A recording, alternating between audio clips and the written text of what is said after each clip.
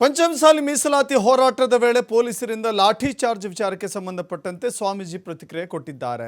ಲಿಂಗಾಯತರ ಮೇಲೆ ರಾಜ್ಯ ಸರ್ಕಾರ ದೌರ್ಜನ್ಯ ಮಾಡ್ತಾ ಇದೆ.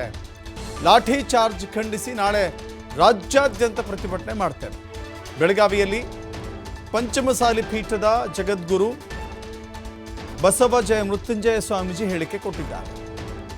ಘಟನೆಗೆ ಸಂಬಂಧಿಸಿದಂತೆ ರಾಜ್ಯ ಸರ್ಕಾರ ತಕ್ಷಣವೇ ಕ್ಷಮೆ ಯಾಚಿಸಬೇಕು. ಲಾಠಿ ಚಾರ್ಜ್ ಮಾಡಿದಂಥ ಪೊಲೀಸ್ ಅಧಿಕಾರಿಗಳನ್ನು ಅಮಾನತು ಮಾಡಬೇಕು. ನಾಳೆ ಸುವರ್ಣ ಸೌಧದ ಮುಂದೆ ಉಪವಾಸ ಸತ್ಯಾಗ್ರಹ ಮಾಡ್ತೇನೆ ಅಂತ ಹೇಳಿ ಸರ್ಕಾರಕ್ಕೆ ಎಚ್ಚರಿಕೆ ಕೊಟ್ಟಿದ್ದಾರೆ ಬಸವ ಜಯ ಮೃತ್ಯುಂಜಯ ಸ್ವಾಮೀಜಿ.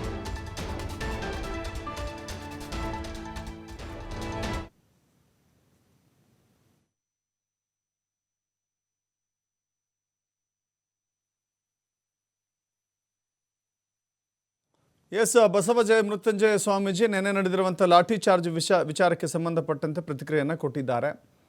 ನನ್ನನ್ನು ಮುಟ್ಟಿದ್ರೆ ಸರ್ಕಾರ ಭಸ್ಮ ಆಗೋಗುತ್ತೆ ಅಂತ ಕೂಡ ಹೇಳಿದ್ದಾರೆ. ಮೀಸಲಾತಿ ವಿಚಾರದಲ್ಲಿ ಸರ್ಕಾರ ಲಿಂಗಾಯತರಿಗೆ ಅನ್ಯಾಯ ಮಾಡ್ತಾ ಇದೆ.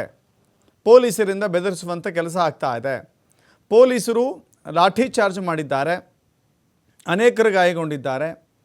ನಾವು ಇದನ್ನು ಖಂಡಿಸ್ತೇವೆ. ಜೊತೆಗೆ ಅವರು ಹೇಳಿದ್ದಾರೆ, ಲಾಠಿ ಚಾರ್ಜ್ನಲ್ಲಿ ಭಾಗವಹಿಸಿದಂಥ ಪೊಲೀಸ್ ಅಧಿಕಾರಿಗಳ ಅಮಾನತಾಗಬೇಕು, ಸಸ್ಪೆಂಡ್ ಮಾಡಬೇಕು, ಇಲ್ಲವಾದರೆ ಮತ್ತಷ್ಟು ತೀವ್ರ ಮಟ್ಟದ ಹೋರಾಟವನ್ನು ನಾವು ಕೈಗೆತ್ತಿಕೊಳ್ತೇವೆ ಅಂತ ಹೇಳಿದ್ದಾರೆ. ಬಸವ ಜಯ ಮೃತ್ಯುಂಜಯ ಸ್ವಾಮೀಜಿ ನಾಳೆ ಎಲ್ಲ ಜಿಲ್ಲಾ ಕೇಂದ್ರಗಳಲ್ಲಿ ಪಂಚಮಸಾಲಿ ಸಂಘಟನೆಗಳಿಂದ ಪ್ರತಿಭಟನೆ ಆಗುತ್ತೆ. ಜೊತೆಗೆ ಖುದ್ದಾಗಿ ಬಸವ ಜಯ ಮೃತ್ಯುಂಜಯ ಸ್ವಾಮೀಜಿಯವರೇ ಉಪವಾಸ ಸತ್ಯಾಗ್ರಹವನ್ನು ಮಾಡ್ತೀನಿ ಅಂತ ಹೇಳಿದ್ದಾರೆ. ನಾಳೆ ಬೆಳಗಾವಿಯ ಸುವರ್ಣ ಸೌಧದ ಮುಂದೆ ನಾನು ಉಪವಾಸ ಸತ್ಯಾಗ್ರಹ ಮಾಡ್ತೇನೆ ಅಂತ ಹೇಳಿದ್ದಾರೆ.